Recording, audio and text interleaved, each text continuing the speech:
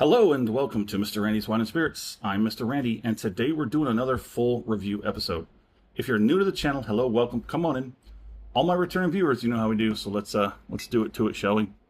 Today's full review episode is going to be of the Claude Chatelier Cognac VSOP, very superior old pale fine cognac, product of France. Here it is, 750 milliliter at 40% alcohol by volume. Give you a look at the backside. It's a little difficult. We don't need a government warning, but it's imported by Mr.Randy, USA, Quincy. Product of France. Yes, we see that. We'll see if I can't give you a slow roll. You'll just have to, if you really want to look into it. It gives a little bit of little bits. Not a whole lot, but hey, cork pop. Let me see if I can't. Nice. Decent one. We're going to keep that. All said and done. We're square in the frame. Okay, good. Focus on the glass. There we go. That's fine. Ooh. Man, Cognac's got some odd bottles. And they do like to do that to you. Because, you know, I guess aesthetically appealing bottles are... I know it's not a whiskey, but let's see where it lands. Kind of dark. See if I can get some light to shine through it the right way. I'd say it's a little darker than a tawny. And not quite the same tone as the mahogany. So, no website, really. The Mr.Randy does have a website, but this is nowhere near on the website at all. So they say that this is over 4 years. I did find a few other places where I felt the information that they were providing was comfortable enough to go with. So it's definitely over 4 years because it VSOP, fine cognac. So those two things have to work in conjunction, VSOP and fine cognac. I did get some information that said it's fine champagne, which is different. So all these information, like I said, that's why I don't like going to other websites to get information, to volunteer it on the show here, on the videos. But everything they could figure out is that it's at least every blend of cognac in here, everything that's in that bottle is at least 4 years or more. So they do say that between fine champagne and fine cognac, they do use a mix of Grande and Petite Edevé. So that's a sort of a mixture of 2 to 4 different regional areas where they source their grapes from. And that's about it on the information I got from the interwebs. So this came out to be $34.17 out the door from my local specs. Yes, my very local specs. Coming in at 40% by volume. Let's get it under the nose. It's got a pretty light and easy nose for a cognac. It's very light, very somewhat floral, somewhat perfumey. But once you get a little bit deeper and you get that sort of that top layer off, it gets a little deeper, a little richer.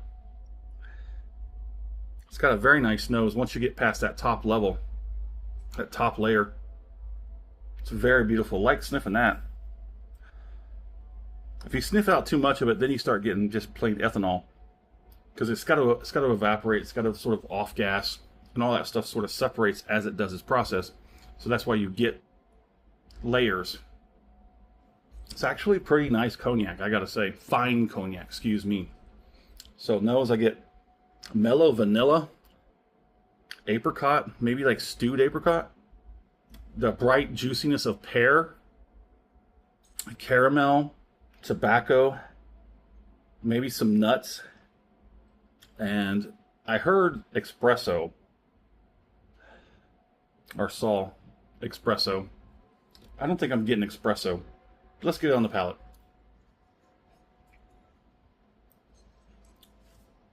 Okay, so here's where I start thinking fine champagne actually does count, but I now need to figure out what the difference is between the fine champagne and the fine cognac, because that Remy Martin was labeled as fine champagne, where this one's labeled as fine cognac. So the fine champagne has a sort of bubbly, sort of effervescent, soda-esque type character, and that is specific to champagne. But sometimes champagne, cognac, all these things, they kind of run into each other and get mixed, and they don't have strict law saying, hey, it has to be this or it has to be that, because I think the lines are blurred enough to where you can't really nail it down. Let's go ahead and get this next one.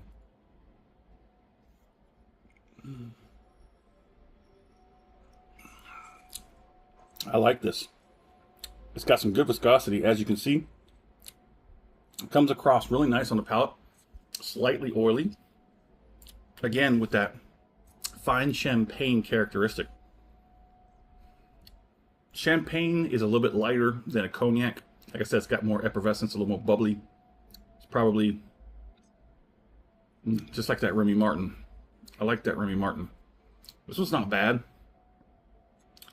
The Remy Martin, I think, was pushing a little higher price point than this. And I think the difference in the price point can be justified, because I would definitely take that Remy Martin over this. But that Remy Martin drinks a lot lighter than this one. This one has a little bit more deepness, richness, but it doesn't feel as refined as that Remy Martin. On the palate,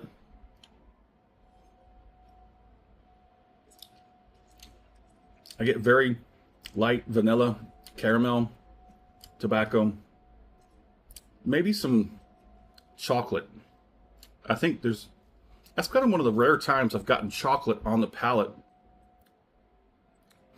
But maybe that's where they're getting that espresso from.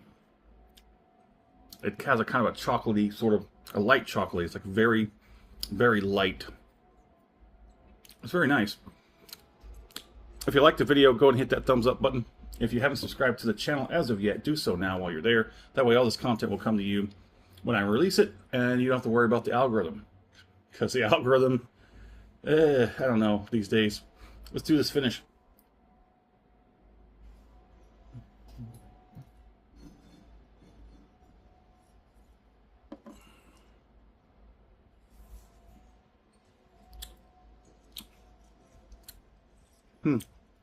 Again, it's got that light, ended, effervescent, sort of soda-esque sort of character to it, but it also sort of numbs the tongue and the roof of the mouth.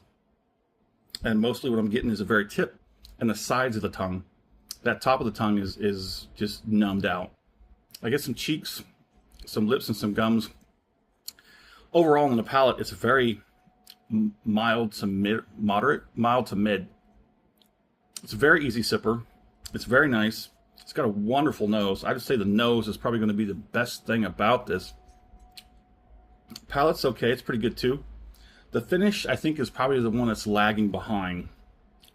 I think when you work that finish a little too much, you kind of break it apart a little too much, and it just falls apart. I think the finish is very delicate. That's what I'll say. The finish is delicate, while everything else is just fine. You beat that finish a little too long, and it just falls apart. Let's put a score on it, shall we? Ooh, I don't know. I just keep thinking Remy Martin. Remy Martin. It's stuck at me now for cognac. It's Remy Martin. It's not going to own up to that one, but hey, let's score it. I'm going to score this a weak 4 out of 5. I think for what it is and for what the price point is, I think it's pretty good. I am definitely going to enjoy the rest of this bottle, so see you at the final pour episode. My fair price on this is less than $35 out the door for a pretty good VSOP cognac. Whether it's fine cognac or it's a fine champagne, I think it rides that line, so they just said, okay, let's just call it fine cognac, because if we call it a fine champagne, we might be pushing it with people, okay? Okay. So would I buy this again? I would consider maybe trying their VS, or maybe trying the XO or whatever next, because Cognac and Armagnac don't share the same age ranges and age statements, so they kind of differ in that manner. But there it is. In the comment section, love to know where you're at. What are you currently drinking? What do you think about Cognac and Claude Chatelier? there it is. As always, thanks for stopping by here at Mr. Randy's Wine and Spirits. Have a good one.